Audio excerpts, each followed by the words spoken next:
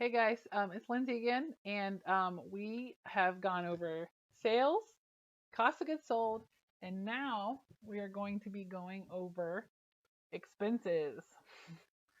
Um, so I'm going to help you how to interpret things and what could be going wrong when you see something that doesn't make sense. So obviously, um, on the profit and loss statement, we have sales here. Then we have cost of goods sold, and that equals gross profit. So if you ever have someone who asks you for gross profit, that is what that means. Let me go ahead and run this again for 19, so we're seeing 12 months and not 1 month.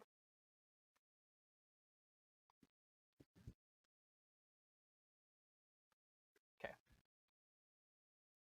So this boutique's gross profit was $100,000, so that's sales minus things you had to buy in order to make that money equals your gross profit.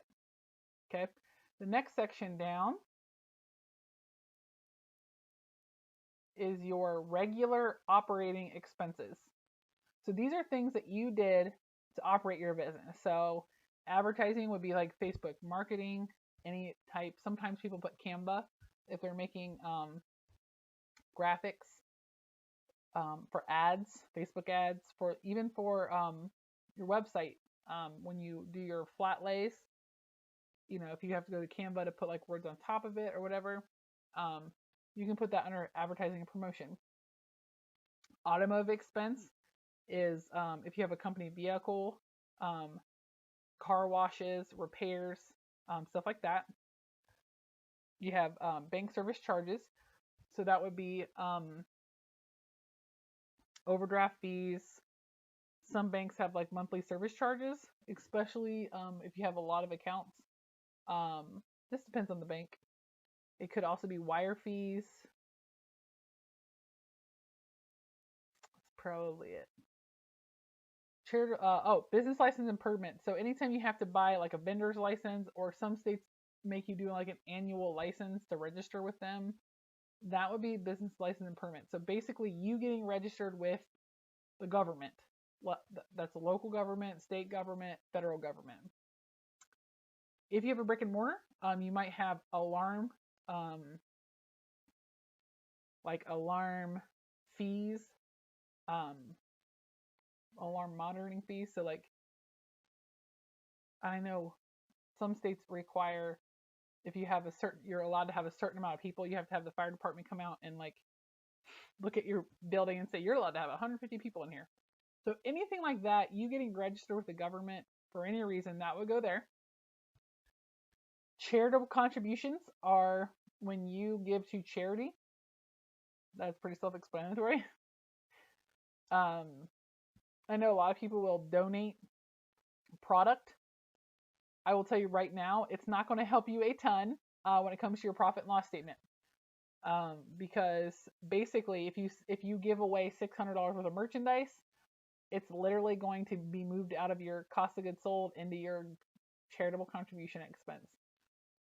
Your net income does not change whatsoever.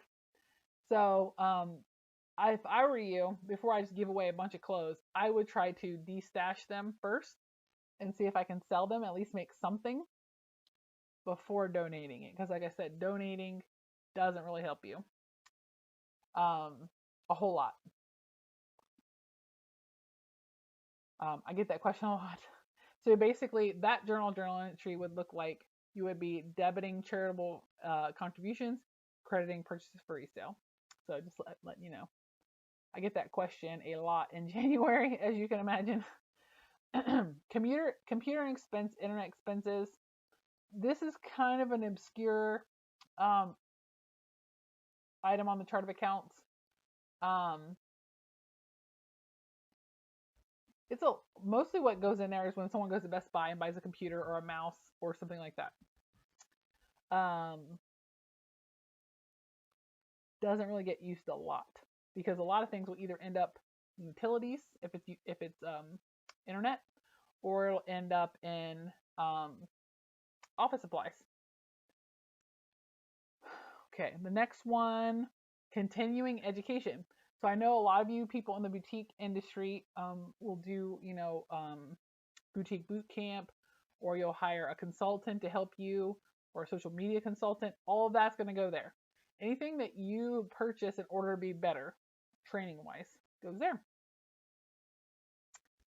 Dues and subscriptions. This is not software subscriptions. We have a spot for that in software cost.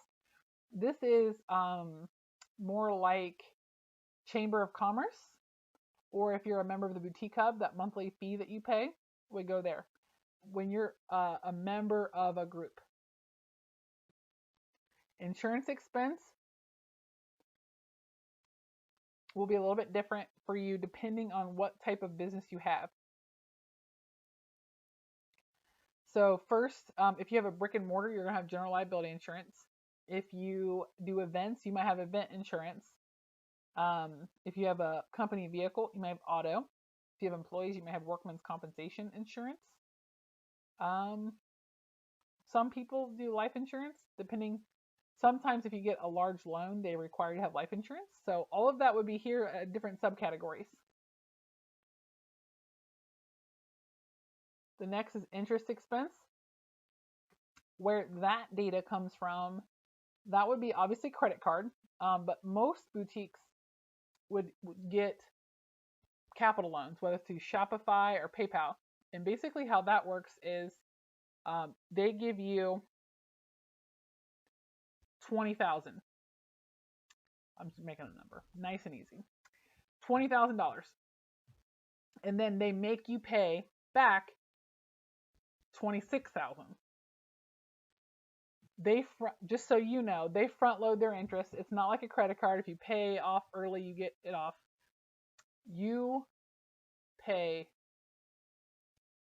the interest no matter if you pay it back on time or not.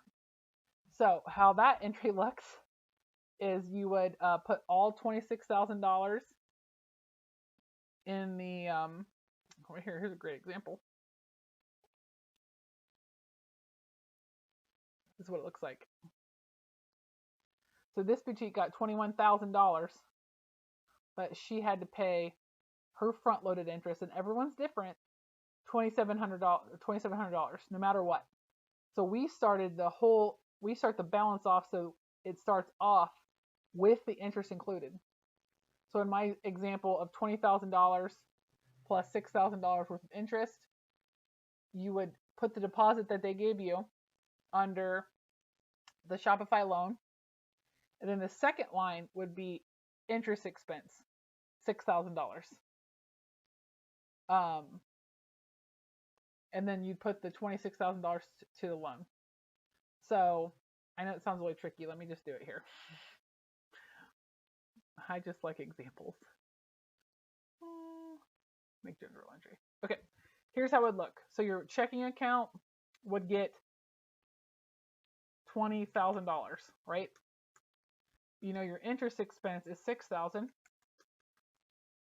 and so your Shopify capital loan would be $26,000. Liabilities go up on the credit side. And like I said, my last video, I know debits and credits are confusing, but in QuickBooks, left means up, or in accounting, sorry. Debit means left, credit means right. So every different type of account acts different. This is a bank account, this is an expense account, and this is a liability account. So sorry, I don't want to get too tricky with the terminology, but I say all of that to say your interest is front loaded and you have to pay it no matter what. So I know that stinks, but I just want you to know, in case you don't know and you get one of those loans, it's expensive. So that's where that came from. So capital loans, if you have any regular loans, or credit cards, that's where all that comes from. The next section is meals and entertainment. So that's when you buy food for you or employees or subcontractors. It does not include meals for events. I would always separate that out. I put that under advertising if I were you, because advertising is 100% deductible. Meals and entertainment is only 50% deductible, and that is as of 2020. So 2018 forward, 50% deductible.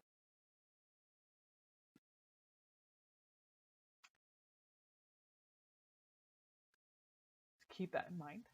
Okay, 50% deductible. Office supplies, pretty standard. Like I said, a lot of computers go there. Anything for your office, even if it's decoration, can go there. That's pretty self-explanatory. I don't really have to go into that. The next one on the list is payroll expenses.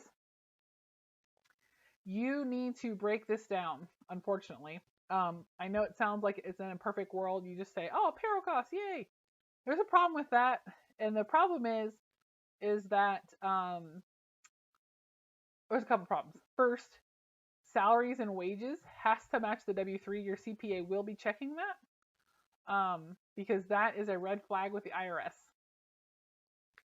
If your tax return does not match your W-3 that you submitted to the Social Security Administration, red flag. So that's step number one. Step number two, it's nice to know how much you're paying for payroll. This person uses Gusto. I'm just giving you an example, not being mean, but this person paid $700 for payroll. What if $16,000 in wages, she probably only had 1 or 2 employees, right? HarQuin, it would probably be more like 500 or 400 for the whole year. So knowing that and having that separated out, like, man, that is a big cost. And that's normally how I, sometimes I'll even email our clients and say, wow, I know you only have 2 employees and you are overpaying. Like, we've literally had people come to us that have been paying $100 a payroll. Like, they basically fell through the crack with their payroll company.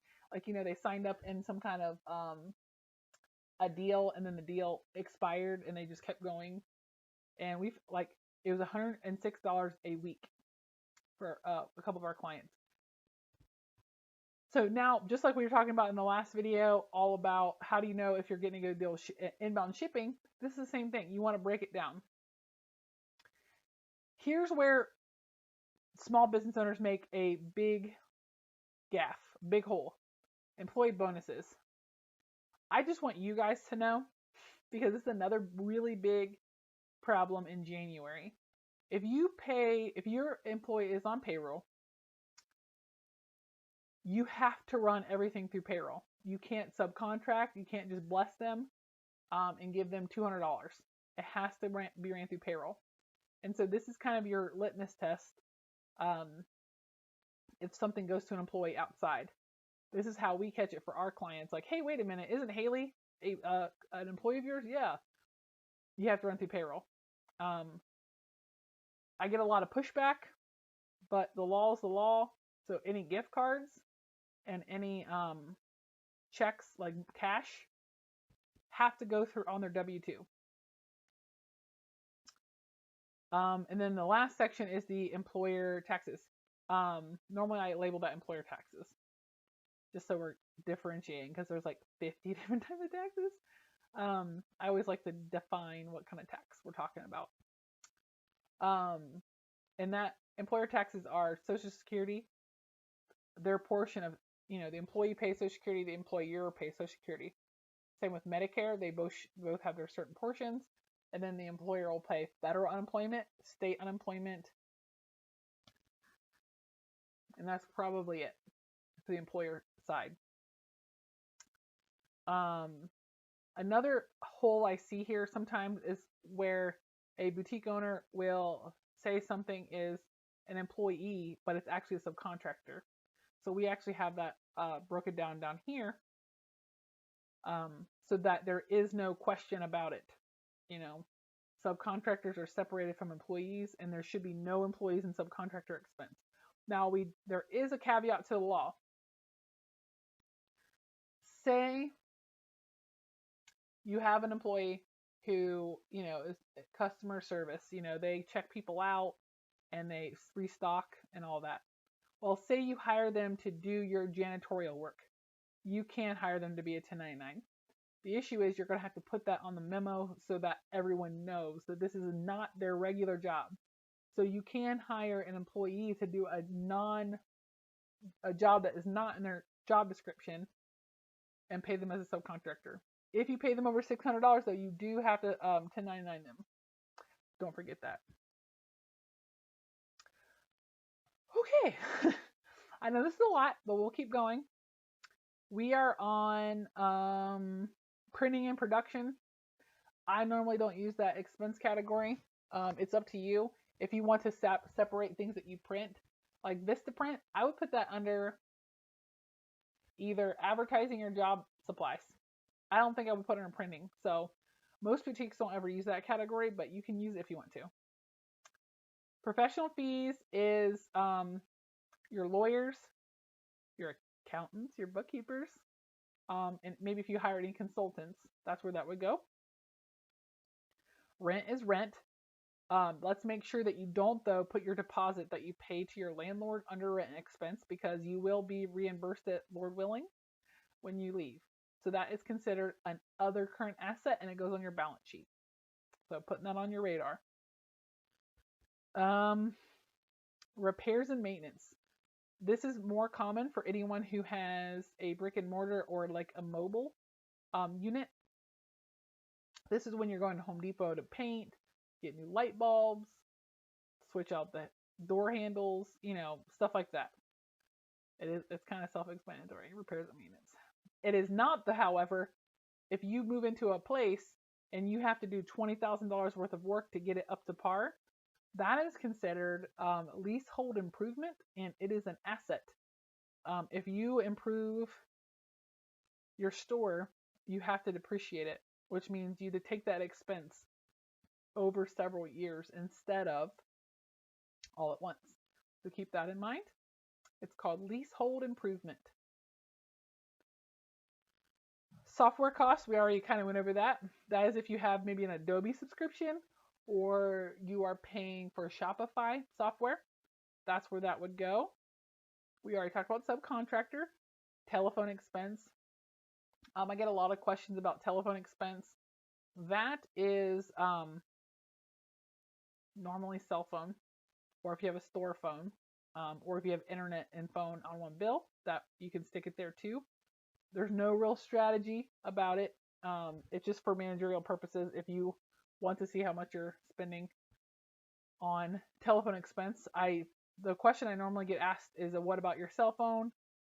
The options are to either pay for the entire cell phone bill out of your business account and then write some of it off, because obviously some of it would be for your spouse or other family members, or you could reimburse yourself, or just do a general journal entry and give yourself credit for your portion of your cell phone, because you would obviously use it for business. The next section is travel costs. Normally we break that down by type here. If you're going to market or whatever. If I were you, I would write down on your receipts why you went a place, because if you are ever audited, they're going to try to claim that you went for personal reasons, especially when there's a market in Las Vegas, stuff like that. So you're going to document why you were there so you don't have to remember. Utilities are normally only common when you have a brick and mortar or a warehouse. So keep that in mind. Don't put you will not be putting your personal utilities here. You do get a home office write-off, but it will come on your personal tax return. So you have to accumulate that data outside of QuickBooks and give that data to your CPA. How they calculate it, if you don't already know how they calculate home office, is you measure your room length and width, and you times it to get your square footage. You multiply it. Then you take the square footage of your home. You take the square footage of your office, divide it by the square footage of your home. That gives you a percentage. So say your office is 13% of your house, then 13% of your utilities is a write-off. So like I said, that has to be kept outside of QuickBooks, as well as mileage too. You should also keep track of that, maybe with an app or whatever, on if you're using a personal car, on how much you use for business. Normally those write-offs, if you were ever audited, need proven. They want to see documentation. So I would suggest using one of those IRS certified apps to do that. All right. Website costs. That's pretty self-explanatory. If you have like a GoDaddy website cost, or you have someone designing your website, you can put it there. And okay, so we have an other income and other expense section. This one doesn't have expenses right now, but let me give you some examples of what this means. Other income and other expense are things that happened to your business that don't result in, that aren't a part of your regular normal operating costs. So what that means is fraud expense. Like that's not an expense where you want to say, okay, my fraud, I'm budgeting 13% for fraud. You know, that doesn't make any sense. But you have to claim it on your P&L. So there's a section below your regular ordinary net income.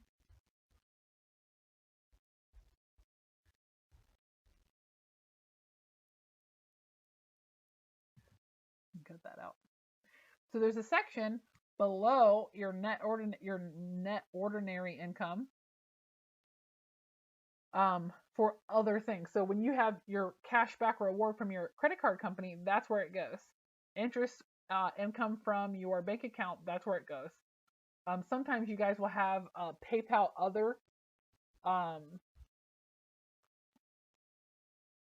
think you guys you should understand how PayPal works. Is tricky, but you know how they hold money and then they'll release money. Well, sometimes they hold it at the end of a month and then release the next month. But sometimes they'll just have if you have a PayPal debit card, they might give you cash rewards in the other section. If you have someone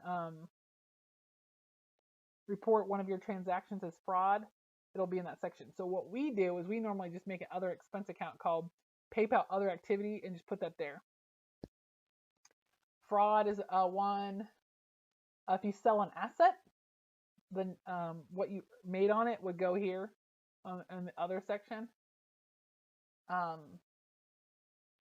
yeah, so QuickBooks is giving you the ability to separate normal costs versus not normal costs, like the stuff you have to claim but technically isn't part of your normal operating business. So, and then the bottom is your net income. So that's